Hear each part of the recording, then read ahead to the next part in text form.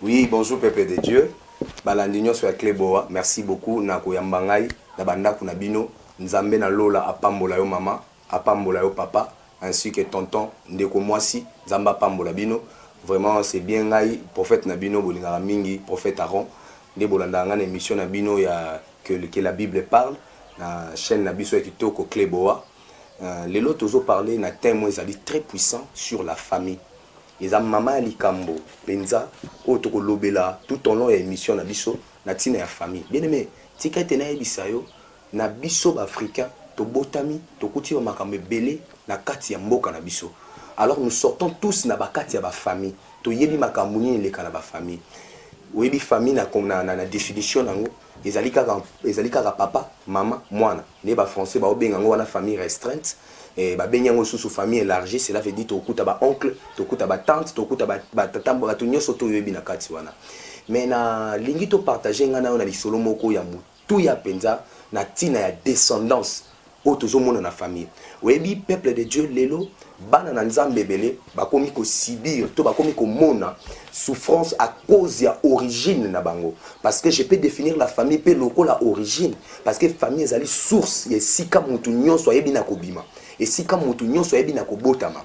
Et les autres kolobela na tina ya descendance. Pourquoi descendance? Bible ezoloba na ngana mukanda na Genèse, je vais donner le verset tout à l'heure. Okomona ke Abraham, Bible ezoloba ke azaki na Mésopotamie.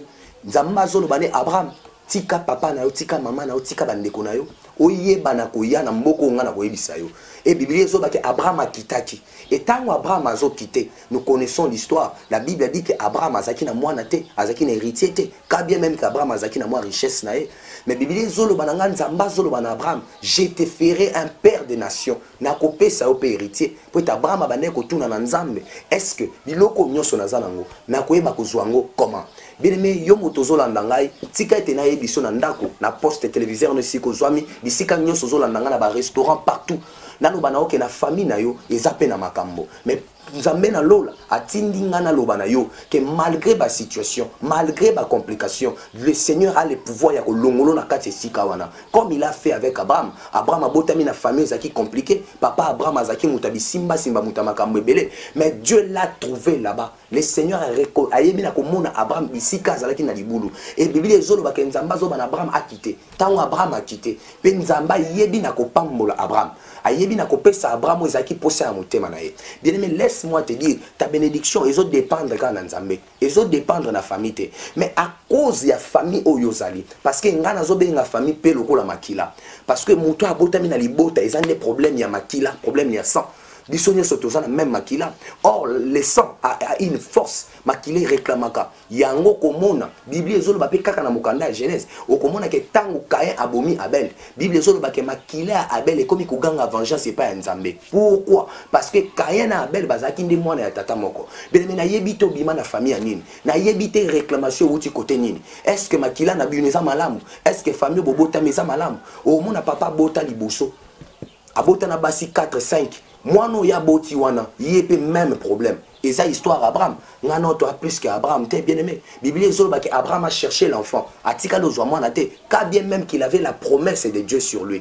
Nzamba lobine ke nakopesa yo mwana, nakopesa yo mwana ya bilaka. Mais Bible ezoloba ke ba komi na ta moko be na Sarah, ba ebe na kolemba. Ayebi na koyebisa mwa, Sarah yebi na kosenga na mobali ni Abraham. Ka zwa mwana mwasi azalaki mwana mwana mosala ya Sarah. Apesa ye Abraham pour Abraham ba kobota na ye. Et Bible ezoloba ke Abraham abota na mwasi na servante ya mwasi na ye. Mwana na kombo ya Ismaël et la servante à question s'appelait Agar.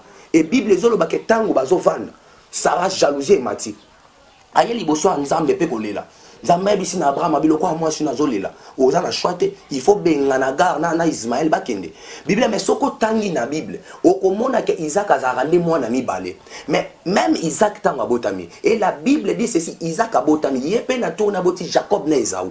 Mais au moment que na place ba pesa autorité na mwana ya liboso lokola déjà pas papa na bango Abraham mwana liboso Ismaël batika ke héritage te ba pesa ki mwana ya mibale Isaac et ça les mapende ndenge moko na Isaac tanga boti Jacob na Esaü fallait Jacob Esaü na zo héritage mais Esaü zo héritage te Jacob na zo héritage à cause ya lien to à cause ya descendance ou te ki papa na bango mais ngana yo to plus que bato wana te mais sauf que aujourd'hui nous vivons dans la grâce bien aimé na yé côté yo liloba nzambe koloba bano que peu importe eloko zo hérité na libota na yo na mandat epesa melingai nzambe na lola na capacité ya kobimiso na situation wana ata ba pimelo héritage ata ba pimelo eloko moko na libota mais nzambe na lola zo talisanga kazana makoki ya kobimiso na kata problème wana po te riben pas zaki na même problème papa na Jacob à laquelle il m'a bien cause ya kozwa mwasi ya papa na ya bimi na ye mais tango comme une étape sacrificateur Moïse bible zo ba ke mwana ba laquelle qui m'a bien akufa mais Moïse a ye koloba na riben qu'à partir ya lelo yo riben tu vas vivre à cause ya malédiction za qu'il kolo riben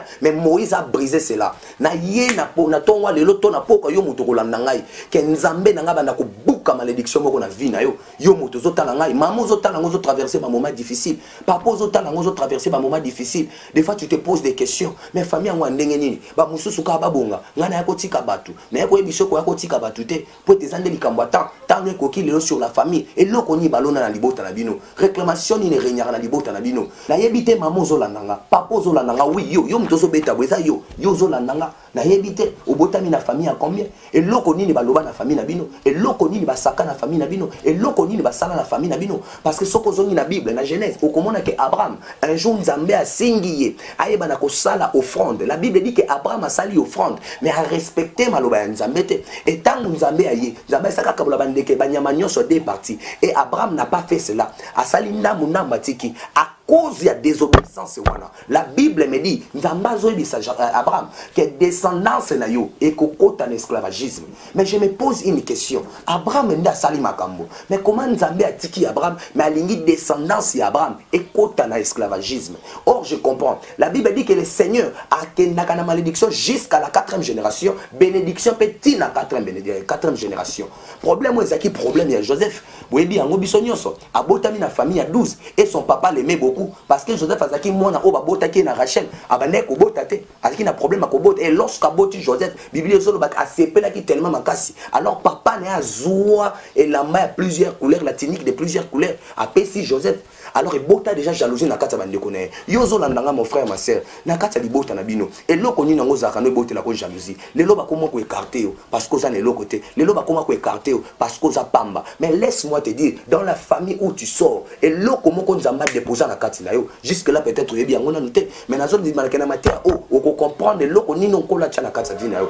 pour être na ko transformer bo moina yo Joseph azaki kaka na songe ya pamba Bible zolo ba ke bande connaît ba ine à cause ndoto pas ça ko la lobi ke lobi ba ko fuka melanga papa na maman c'est l'interprétation ya papa na bango Jacob mais sali ke bande connaît ba te kaye a comme un esclavagisme na mboka Égypte bien mais yo pende ozawana na liboto botami et ça liboto compliqué ba teka bénédiction na yo ba teka destinée na yo mais na ye ko loba no lokwa mosé na nzambe na ngazo loba na lelo ya yo fozonga nzambe na ngazo loba ke vie ozo vivre ça yo te yo muto zo na nga ndeko na ye ko loba no ke vie no faut changer ozaki boyete comment vie no komi buluyeke mais tikete na yebisa yo et loko nzamba chakati na yo ba ko teka yo ba ko combattre yo mais ba oteke loko nzamba chakati na yo te na kasi tout le monde anda kalobi amen makasi na kaise pena mama moko pesinga amen na makasi papa yo pendo pesinga amen na makasi na solo ba ke loko ezala kati no ba simba te ba ko simba nyoso ezali banda mais o ezana kati ya vie na ba ko toucha ngote parce que ze loko ba toucha kate ba lobi nanga ke ba che Joseph na prison mais nzoka ne Joseph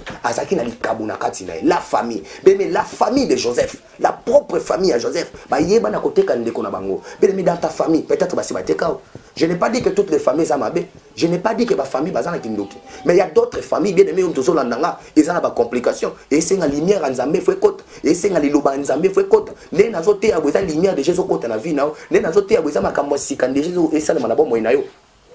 Parce que Joseph azaki mwana abota maki na kata libota mais libota yango moko ba propre frère na ye ba yebi na koteka ye à cause ya nini à cause ya interprétation ya songe benemi bateko à cause ya nini libota no ba sela onini et loko nini baloba na libota na yo lelo koma o vivre ngo na libalo vanda asuma la mute oui mama yonde nazolobela mobala koma obima akoma otika okaraboy o comprendre te bobandaka bien mais lelo makambo échange mais na yeko yebi soki basi bateke loko na o ebite et loko no basi bateka stabilité no basi bateka nzamba pesi biso pouvoir mama ya kosakola likola vina ete loko bazwa ezonga et loko babotola ezonga Bible zolo ba ke ba papa na biso balie manga mais biso bana to komo souffrir na tina na bango te loi wana pa na ofé poya loi wana pa na ofé poya mama yo moto zo landa ngai ezali baku malamu pour changer chaîne te pour te nzamba lo la fois visiter vina pour te nzamba lo la fois c'est quelque chose pour te nzamba lo la kota likambo na yo Bible lobi ke ndoto ya Joseph, interprétation à don. Et comme il obligé Joseph.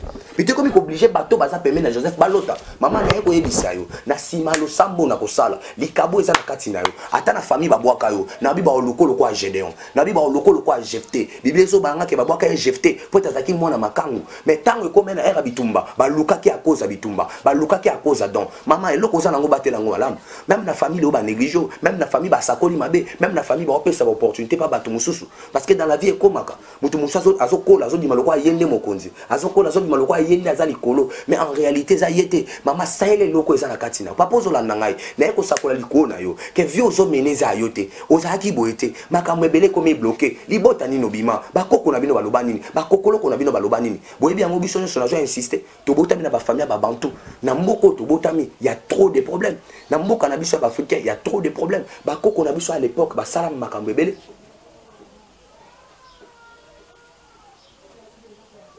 basala makambo ebele mais lelo bana ba osibira ngo okenda okota na ndako nganga osimba nini bapesa o nini omela nini lelo comment souffrir na makambo wana luka biso mama numéro yango wana eza na bande clan ngai ozomona yango luka biso benga biso na biso ke nzamba lola okangolo na situation wana na biso ke nzamba lola obimiso na situation wana Joseph na kati ya mboka bapaya ayebi eloko osala te mais interpréter kaka songe a interprété kaka songe et muto abimi abise ke loba na pharaon kuna loba na bato kuna ke muto alota bandoto azalia bible ezoloba kende kwa kenda vanda na ekimia mais saki na mokolo moko lokola don wana ezaki na kata Joseph et comme ko lotisa bato mususu et comprendre que bato ba olota eza bangote il faut ka pharaon e moko alota poeta luka ngai beme likambo ezaka likambo nzambe mo fatelema po libota na bino eza makambo eza compliqué likambo ezaka nzamba sa telemi poeta pikolo bisika bachayo poeta pikolo na mai bakona yo poeta pikolo bisika balona yo beme bachayo wapi basala na nini eloko nini basaka na famille na bino lelo bino bokoma ko hériter yango et kona Joseph ezaika likomba don ezaika likola grâce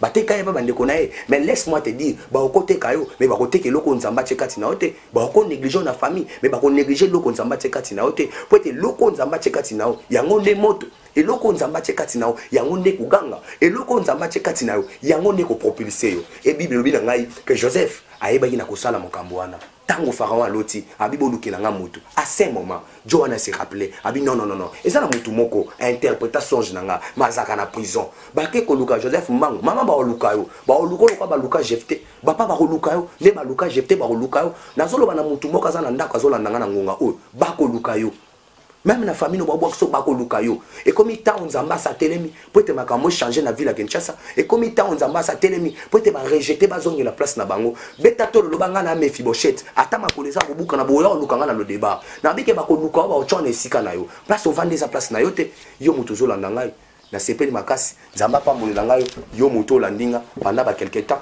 atema liboso no eza prophète Aaron nazo sakola pona yo ozozwa ka loboko na mutu ya de mobile ozo chana na motema pote na bonde la pona yo pona bonde la pona yo nzamba lola na bonde li pona ndeko azolanda nga na minute aota nga na buto aota nga na moi bisika nyonso azwami eza partout zali ozolanda nga loboko no na mobile na motema makambo na zolo belata nzoto na vie na Joseph babwaka ki mais loba koma eli konza famille Joseph famille négligé ki mais lobi a cause ya ndoto yenda saleke bango ba komo vanda place malamu ba pesa bango héritage na zolo bakena tina na yo moto zo landa nga na bondeli pona osiko loboko na mobile na tolo na bondeli na lobi ke nzambe na nga visiter vie na yo nzambe na nga tala yo nzambe na nga kangola yo bisika nyonso ba chao vino ebima bisika nyonso ba kanga yo vino ebima ata ba saka maloba malamu te na famille na bino na déclarer le quoi mose na nzambe vino ekangolama ata loba makamba malamu te na famille na bino ata famille na bino bateka mabala na bino ata famille na bino bateka stabilité na bino na ye lokola mosai na nzambe biblia ezoloba nanga ke Élisée azozonga tango azopusana amoni ke mbana bazo sekel mort chauve